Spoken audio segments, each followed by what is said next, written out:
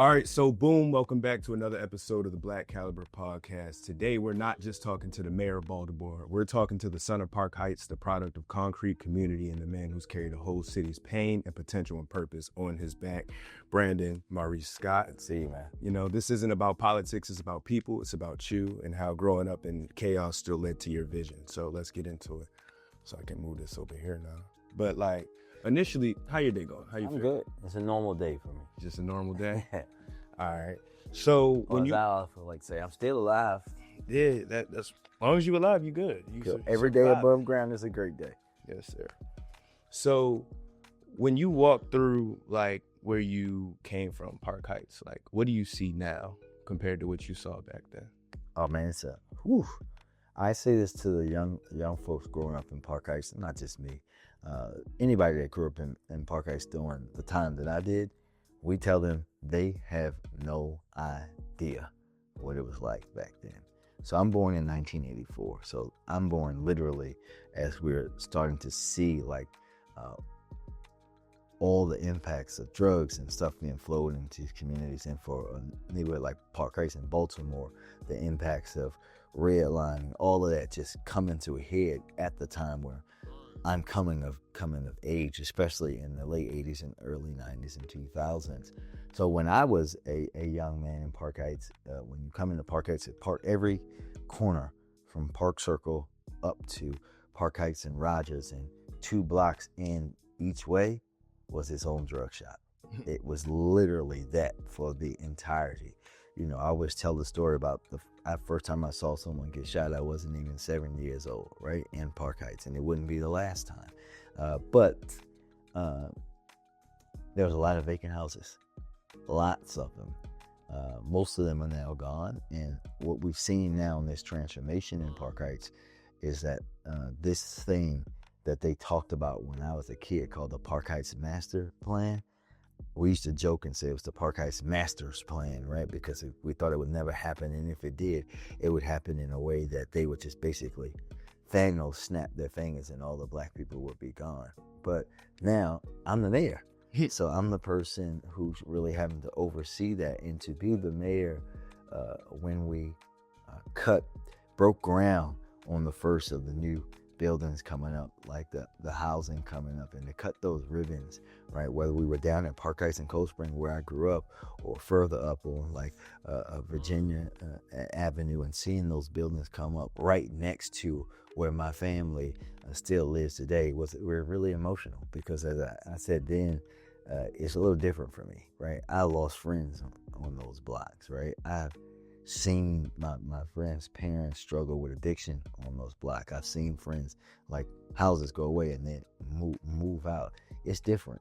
And now but it gives me immense pride to now be there to see that coming up into, for me, like reopen the Tawan Direction of the day it closed and renovate it, because it looked the same way in 2020 when I got into office as it did when I first went there in 1989, right? To build a new pool there, and then to have our former rec center director stand next to me when we did it, right? That's an important thing to now be about to build a new library there when the library was closed when we were there and taken away from us, right? I think that to me, it gives me this hope.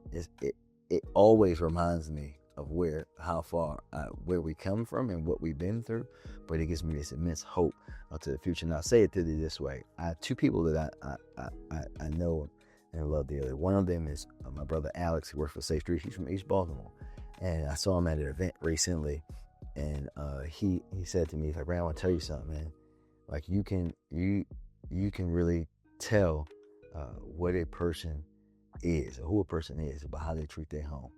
And I was in Park Heights the other day, and I was like, oh my God, this ain't the same Park Heights. And then separately, I'm in an event for Carmelo Anthony.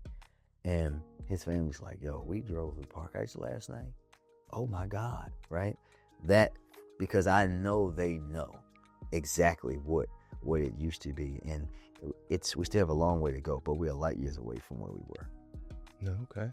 So now being in this mayoral seat, compared to who you were back then, like, what do you think, like, you were like then compared to now? if you ask people from Park Heights, I'm the same person. I haven't changed, right? And for example, yesterday we had the College Bound Foundation Scholars Luncheon.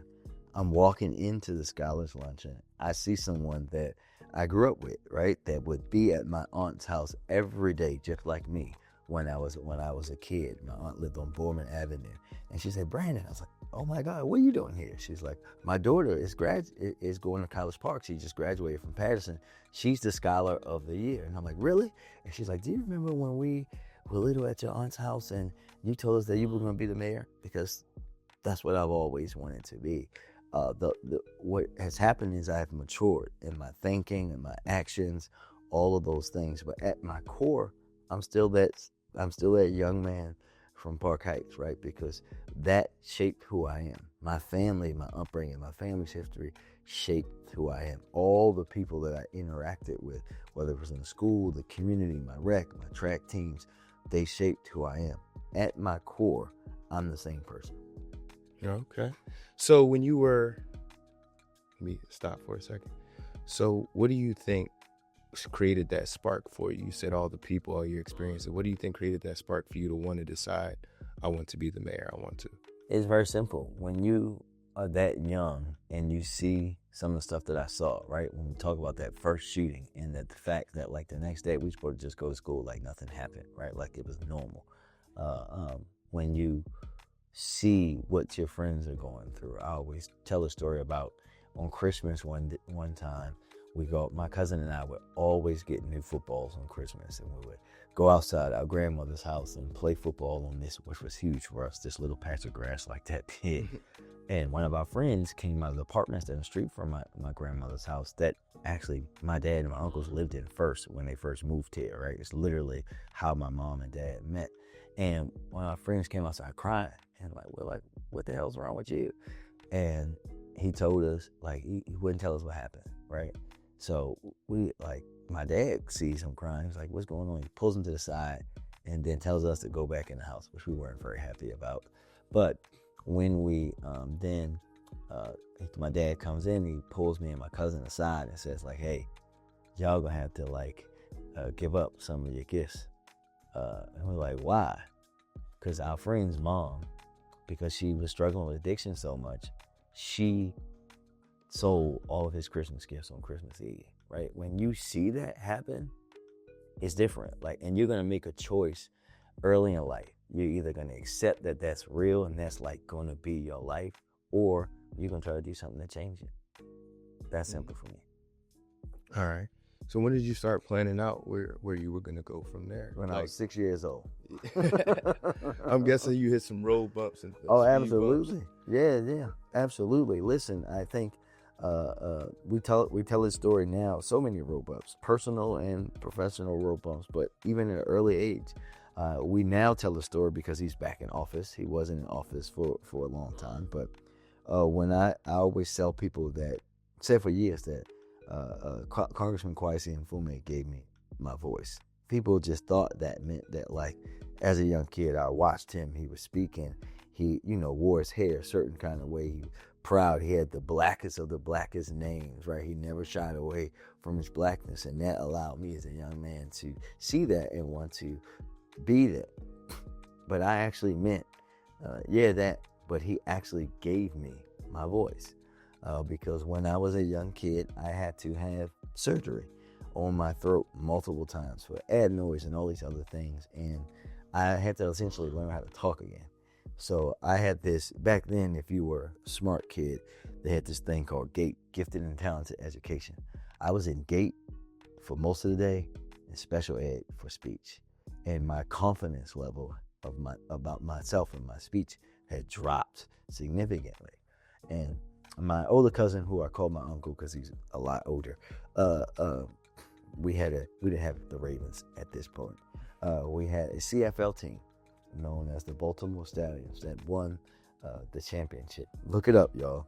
NFL today is the CFL from the 90s with all this passing and stuff.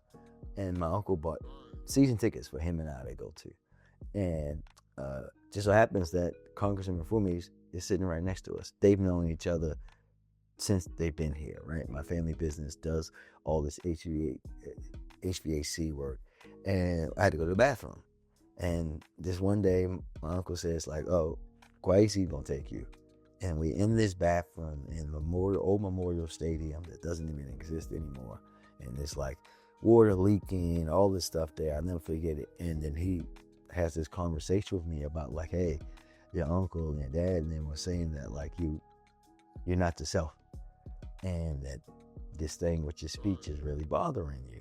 And he just lays into like how I have to remember who I come from, what responsibility I have, and that I can be exactly what I want to be. I can be the mayor. The only thing that can stop me from doing that is myself, and that I have to push myself to be what I want to be every day. And that just unlocked it for me. And that's why I actually say every time I talk to young people at a graduation, I literally tell them in every graduation speech, the only thing that can stop you from being what you wanted to be is you. Literally, he gave me my voice. That's dope. I'm not gonna lie, seeing somebody be able to inspire you to take those next steps.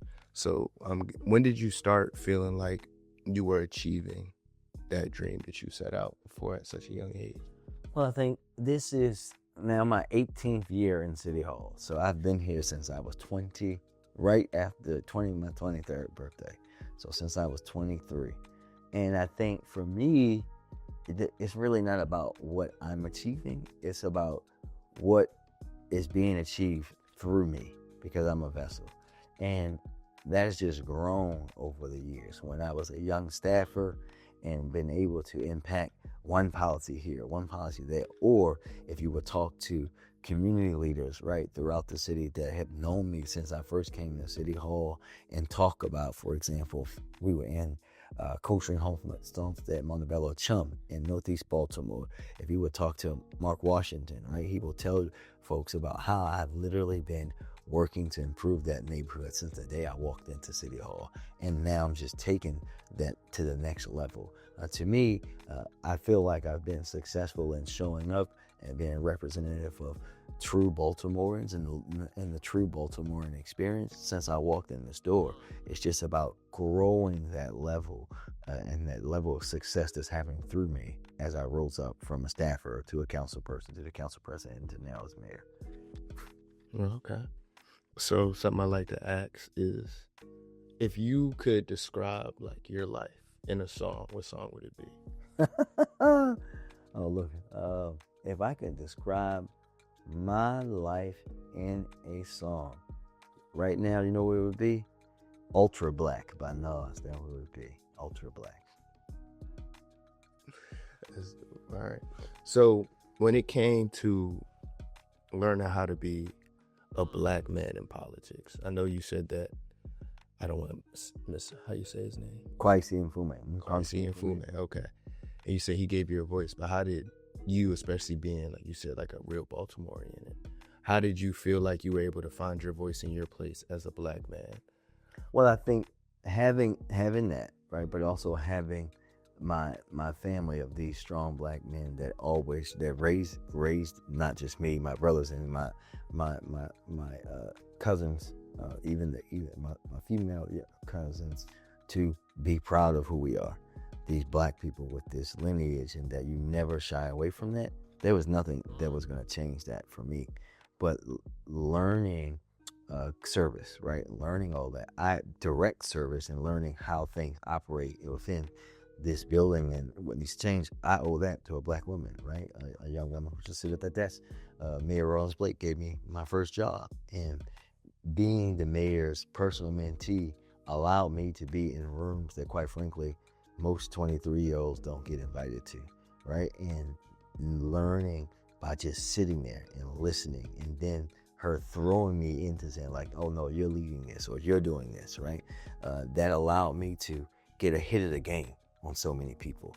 So that this is always the irony. When I ran for city council in 2011, no one questioned my age, because especially those communities in Northeast Baltimore had spent 4 years coming to me to get anything done. So they're like, wait, what do you mean? This is who we already go to. It wasn't until I was running for mayor that people said I was too young, which is funny because by that time I had been in City Hall 13 years.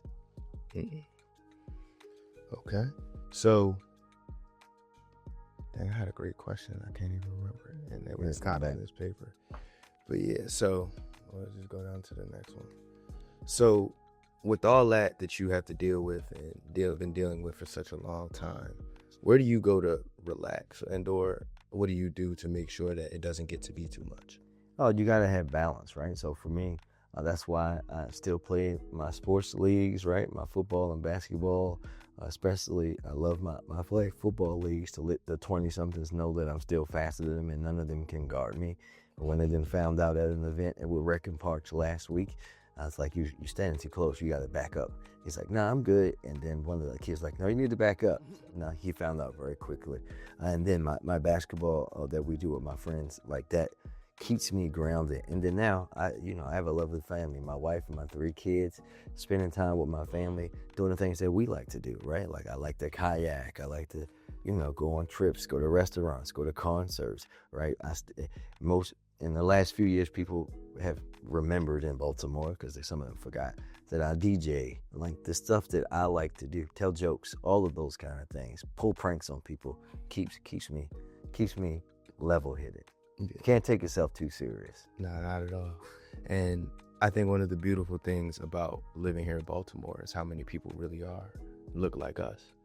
And because I didn't realize that till I went to other places. I went off to college, that in other places when you see somebody in a Benz, they usually don't look like her. You see somebody who do all these things, and learning how many like rich black counties are even here in Maryland, this area. So I think it's really dope, especially with some of the things you're doing, like how you implemented all of these after school and all these other programs. And how do you even feel about those achievements, being able to say, hey, I've lowered the crime rate, we've done this? Well, I always tell folks, to me, like, for example, as you and I are talking right now, we're through 7 months of the year, and we have the lowest amount of homicides in the city's ever had through 7 months. But for me, it's nothing to celebrate yet, right? Because there's still 84 people that we lost. There's still 84 families and countless communities and folks who are impacted by that loss. We are at a time where we should recognize this historic progress that we've made, but also use that as a launching point for us to do more, right? So that's the way that I think about that. And for me, I'm an athlete at its core. I want to win the championship every day. I want to be the best every day. One time is not good enough for me. And that, that will keep the drive on everyone else. But we are very proud of the investments that we're making into youth.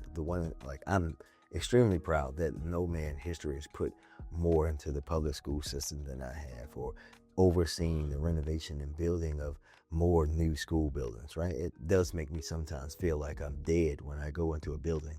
I have the little thing about when the building was built and it has my name on it. I'm like, well, hold on, I'm still here, relax. But the same thing for Wrecking Parks. And that one's even more personal because I know going to Rexons like Tawanda helped save my life. And now to be able to have over $200 million in construction for Wrecking Parks, for me to have now open 6 pools. I got 5 rec centers under construction right now. 3 will open this year, right? I think those are the things that when you're in a role like this, we always say you're not in it for a long time, you're in it for a good time, right? To like do good while you have that position. Those are things that are gonna last a lot longer than my time in office, and that's why they're so important to me. Yeah, okay. So where did you think you started to develop this mindset and idea of the policies that you feel like will work and would really improve the city you live in?